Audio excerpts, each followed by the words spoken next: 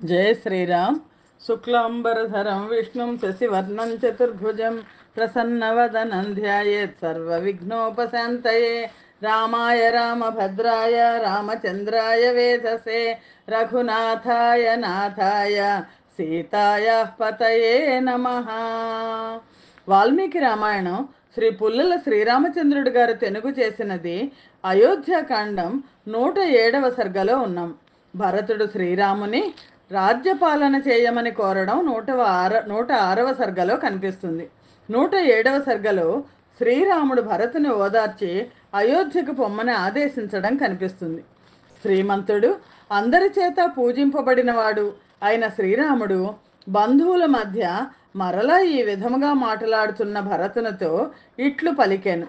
రాజశ్రేష్ఠుడైన దశరథునకు కైకేయి ఎందు జన్మించిన పుత్రుడవైన నీవు చెప్పినదంతయు యుక్తముగానే ఉన్నది. మన తండ్రి పూర్వము నీ తల్లిని వివాహమాడు సమయమునందు అత్యుత్తమమైన ఈ రాజ్యమును ఆమె కుమారునికే ఇచ్చేదనని నీ మాతామహుని ముందు ప్రతిజ్ఞ చేసెను. దేవాసురుల సంగ్రామం జరిగినప్పుడు నీ తల్లి చేసిన సేవకు చాలా సంతోషించి సమర్థుడైన దశరథ మహారాజు ఆమెకు వరమును కూడా ఇచ్చెను. పిదప కీర్తి కలది, ఉత్తమ స్త్రీ జాతికి చెందినది అయిన నీ తల్లి దశరథ మహారాజుచే ఒట్టు పెట్టించుకొని నీకు రాజ్యము, నాకు అరణ్యవాసము అను 2 వరములను కోరెను. ఆమె అట్లు కోరగా రాజు ఆ వరములను ఆమెకు ఇచ్చెను. ఆ వరములలో ఒకటిగా 14 సంవత్సరములు నేను వనములో నివసించవలనని నన్ను తండ్రి ఆజ్ఞాపించినాడు. నేను తండ్రి పలికిన సత్యవాక్కునందే స్థిరముగా నిలిచి ఎదురులేనివాడనై సీతా లక్ష్మణ సహితుడనై ఈ నిర్జన వనమునకు వచ్చి తిని. నీవు కూడా మన తండ్రి చెప్పిన విధమున వెంటనే రాజ్యాభిషిక్తుడవై ఆయన సత్యవాదిత్వమును నిలబెట్టుము. నా మాట విని దశరథ మహారాజును రుణ విముక్తుని చేయుము. ధర్మజ్ఞుడైన తండ్రిని తల్లిని సంతోషపెట్టుము. పూర్వము గయాక్షేత్రములో పితృదేవతలను గూర్చి యాగము చేయొచ్చు కీర్తిమంతుడైన గయుడు ఈ విధముగా చెప్పినట్లు వినుచున్నాము. సుతుడు తండ్రిని పుత్ అనే నరకం నుంచి రక్షించును, పితృదేవతలను అన్ని విధములా రక్షించును. అందుచేత అతనికి పుత్రుడు అనే పేరు వచ్చింది. గుణవంతులు విద్యావంతులు అయిన చాలామంది పుత్రులు కావాలనని కోరుకొనవలను. ఎందుచేతననగా వారిలో ఏ ఒక్కడైనా గయాక్షేత్రమునకు వెళ్ళవచ్చును కదా. రాజర్షులందరూ ఇట్లే నిర్ణయించినారు. అందుచే నీవు తండ్రిని నరకములో పడకుండా రక్షించుము. నీవు అయోధ్యకు వెళ్ళుము. శత్రుఘ్నునితోనూ ద్విజులందరితోనూ కూడి ప్రజలనందరినీ రంజింపజేయము. లేదా నీవు శత్రుఘ్నునితోనూ ద్విజులతోనూ కలిసి అయోధ్యకు వెళ్ళి ప్రజలను రంజింపచేయకపోతే నేను ఈ సీతాలక్ష్మణులతో వెంటనే దండకారణ్యమునకు వెళ్ళదను. నీవు నరులకు రాజువగుము, నేను వనములో ఉన్న మృగములకు రాజు అయ్యేదను. నీవు సంతోషపూర్వకముగా ఇప్పుడు అయోధ్యకు వెళ్ళుము. నేను సంతోషపూర్వకముగా దండకారణ్యమునకు వెళ్ళదను. సూర్యుని ఎండను తొలగించుతూ శ్వేత ఛత్రము, తెల్లటి గొడుగు, అది మహారాజత్వానికి చిహ్నం, నీ శిరస్సుపై చల్లని నీడను ఇచ్చుగాక. నేను కూడా ఈ అరణ్య వృక్షముల దట్టమైన నీడను సుఖముగా ఆశ్రయించదను. బుద్ధిశాలి అయిన శత్రుఘ్నుడు నీకు తోడుగా ఉండును. లక్ష్మణుడు నాకు ప్రధాన మిత్రుడని ప్రసిద్ధమైన విషయమే కదా. మనము 4 కుమారులము దశరథ మహారాజు యొక్క సత్యవ్రతమును నిలబెట్టెదము. దుఃఖించకుము. శ్రీమద్ రామాయణమునందలి అయోధ్యకాండలోని 107వ సర్గము సమాప్తము. జయ శ్రీరామ్. 108వ సర్గ. ఈ సమయంలో దశరథ మహారాజు మంత్రులలో ఒక మంత్రి అయిన జాబాలి వచ్చి రాముణ్ణి నాస్తిక మతం గురించి చెప్తాడు.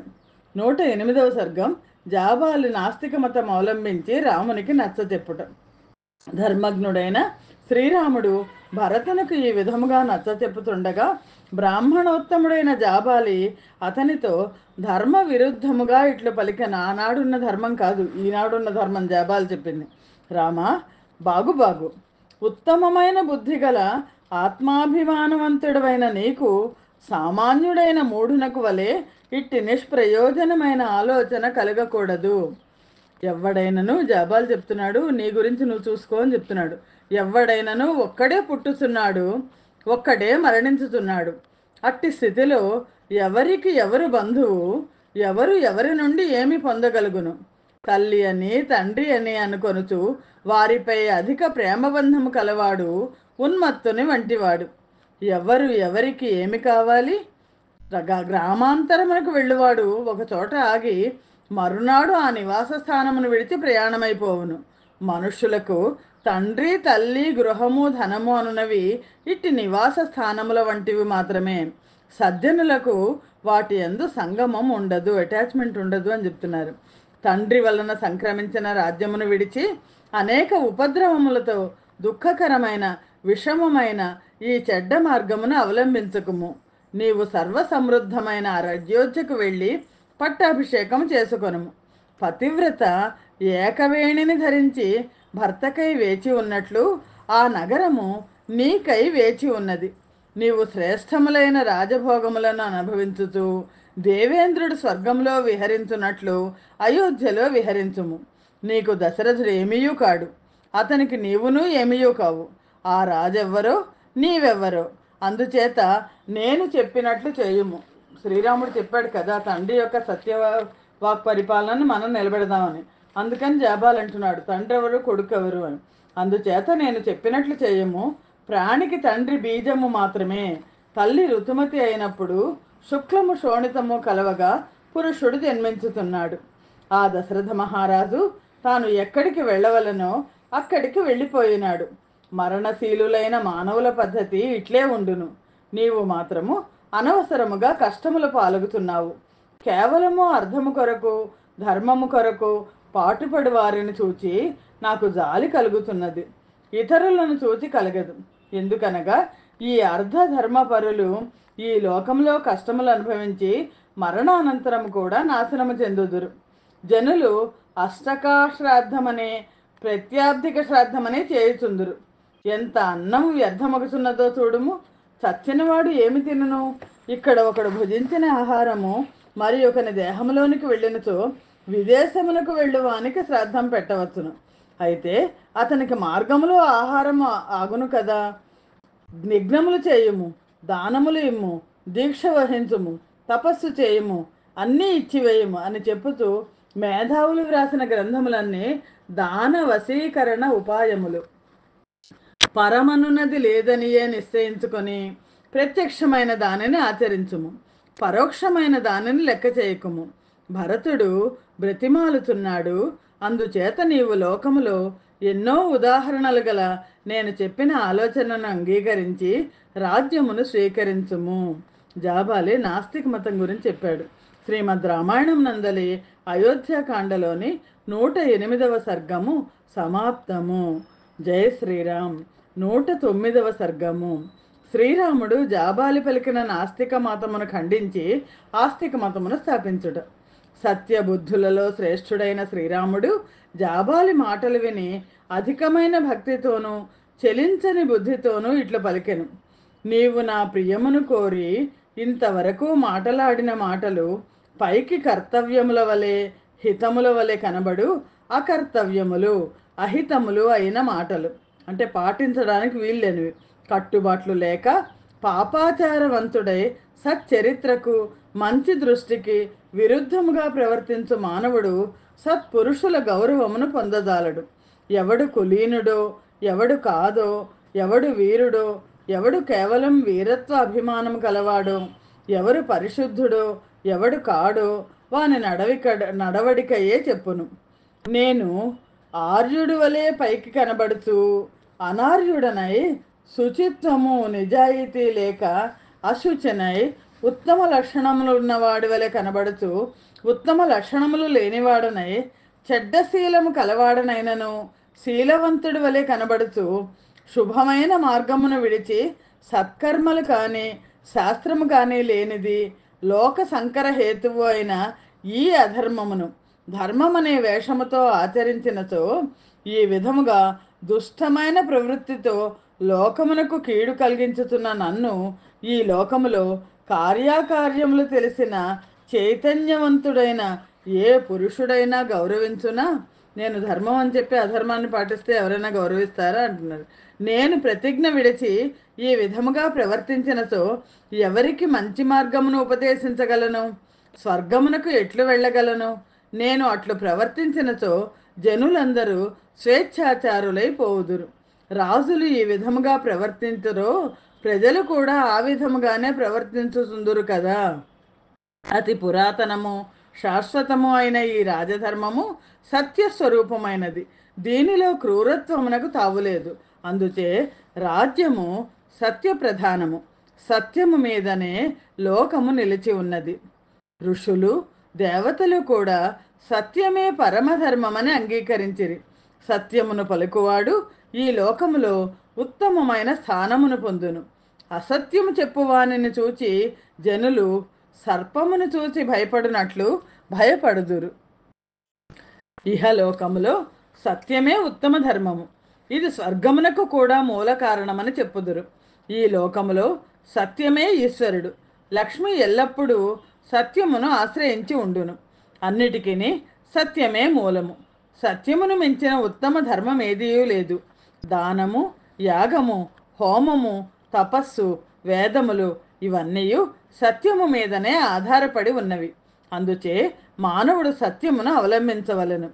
లోకములో ఒకడు రాజ్యమును పాలించును, ఒకడు వంశమును వృద్ధిలోనికి తెచ్చును, ఒకడు నరకములో పడును, ఒకడు స్వర్గములో గౌరవమును పొందును. ఇవి సత్యాసత్యముల వలన వచ్చు ఫలములు. నేను సత్యప్రతిజ్ఞ కలవాడను. తండ్రి ఎదుట సత్యంపై శపథము చేసిని సత్యమైన అతని ఆజ్ఞను పరిపాలించకుండా ఎట్లుండును? సత్యప్రతిజ్ఞ కల నేను నా తండ్రి గారి సత్యమును సేతువును లోభము వల్ల కానీ, చిత్తభ్రమ వల్ల కానీ, తమోగుణముచే కలిగిన అజ్ఞానము వలన కానీ భేదించను. అసత్య సంధుడై చిత్తస్థైర్యం లేక చపలుడుగా ఉన్నవాడు సమర్పించిన హవ్యకవ్యాధులను దేవతలు కానీ పితృదేవతలు కానీ స్వీకరించరని మేము విన్నాము. సత్యమనే ఈ ధర్మము సాక్షాత్తు ప్రత్యేగాత్మ అని నేను తలుచుతున్నాను. అందుచేతనే సత్పురుషులు ఆచరించిన ఈ కష్టమైన కార్యమును నేను గౌరవించుతున్నాను. నీచులు, క్రూరులు, దురాశాపరులు, పాపాత్ములు అయిన వారు సేవించున్నది కొంచెము ధర్మముతో కూడినను అధర్మముతో నిండినది అయిన క్షత్రియ ధర్మమును నేను పరిత్యజించదను. మానవుడు ముందుగా మనస్సుతో నిర్ధారణ చేసుకొని పిమ్మట దేహముతో పాపకర్మ చేయును, నాలుకతో అసత్యం పలుకును. ఈ విధముగా పాపము మానసికము, కాయికము, వాచికము అని 3 విధములు. భూమి సత్కార్యాదులచే కలిగిన కీర్తి, పౌరుషాదులచే కలిగిన యశస్సు, లక్ష్మి ఇవి సత్యవంతుడైన పురుషుని చేరవలనని కోరుచుండును. భూమి, కీర్తి, యశస్సు. ఇతడు స్వర్గస్థుడైనను అతన్నే చూచుచుండును. అందువలన సత్యమునే అవలంబించవలెను. నీవు శ్రేష్టమని నిర్ణయించి యుక్తియుక్తములైన మాటలతో మంగళకరమైన దీనిని చేయము అని నాతో చెప్పినదంతయు చెడ్డదే. నేను వనవాసము చేసేదను అని తండ్రి గారి ఎదుట ప్రతిజ్ఞ చేసి ఇప్పుడు ఆయన మాట కాదని భరతుని మాటలు ఎట్లు చేయుదును? నేను తండ్రి ఎదుట స్థిరమైన ప్రతిజ్ఞ చేసి తిని అప్పుడు కైకేయీ దేవి కూడా చాలా సంతోషించింది. నేను పరిశుద్ధుడనై మితభోజనము చేయుచు పవిత్రములైన మూల ఫలములతో పితృదేవతలను తృప్తి పొందించుచు పంచేంద్రియములను సంతుష్టి కలవాటినిగా ఉంచుకొనుచు కపటము విడనాడి శ్రద్ధావంతుడనై కార్యాకార్యములను తెలుసుకొనుచు ఈ విధముగా వనవాసము చేయుచు జీవితమును గడిపెదను. ఈ కర్మభూమిని పొందినవాడు శుభమైన కర్మను తప్పక చేయవలను. అగ్ని, వాయు, చంద్రులు వారు చేసిన కర్మలకు ఫలముగా ఆయా పదములను పొందినవారు. దేవేంద్రుడు 100 యజ్ఞములు చేయుట చేతనే స్వర్గాధిపత్యమును పొందినాడు. మహర్షులు తీవ్రమైన తపస్సులు చేసి స్వర్గమునకు వెళ్ళినారు. ఉగ్రమైన తేజస్సు కల దశరథ కుమారుడైన శ్రీరాముడు నాస్తికత్వముతో కూడిన ఆ జాబాలి చేసిన హేతువాదమును విని దానిని సహించజాలక అతని మాటలు ఖండించుచు ఇంకను ఇట్లు పలికెను. సత్యము, ధర్మము, పరాక్రమము, భూతదయ, ప్రియవాక్కు, దేవ బ్రాహ్మణాతిథుల పూజ ఇవి స్వర్గమునకు మార్గములని సత్పురుషులు చెప్పుతున్నారు. అందుచేతనే బ్రాహ్మణులు విషయమును సరిగా తెలుసుకొని తప్పక సత్ఫలమునిచ్చు మార్గమును అవలంబించి ఏమరపాటు లేకుండగా సకల ధర్మములను యథావిధిగా ఆచరించుతూ ఉత్తమ లోక ప్రాప్తిని కోరుతున్నారు. చెడు మార్గమునందు ప్రవర్తించుతున్న బుద్ధి కలవాడవు, ఈ విధమైన ఆలోచనలతో సంచరించుతున్న నాస్తికుడువు, ధర్మ మార్గము నుండి చ్యుతుడవు అయిన నిన్ను చేరదీసిన మా తండ్రి గారిని నేను నిందించుతున్నాను. బుద్ధుడు చోరుని వంటివాడు, అతడు నాస్తికుడని తెలుసుకొనుము. అందుచే అతడు ప్రజలకు శంకాపాత్రుడు. పండితుడు ఎన్నడును నాస్తికునితో సంబంధము ఉంచుకొనరాదు. జాబాలిని బుద్ధుడు అంటున్నాడు. నీకంటే పూర్వులు శ్రేష్ఠులు అయిన జనులు అనేకమైన శుభకర్మలు చేసిరి, ఇహలోకమును పరలోకమును కూడా జయించిరి. ఆ కారణం వలన బ్రాహ్మణులు హోమమును కర్మలను మంగళార్థమై చేయుచుందురు.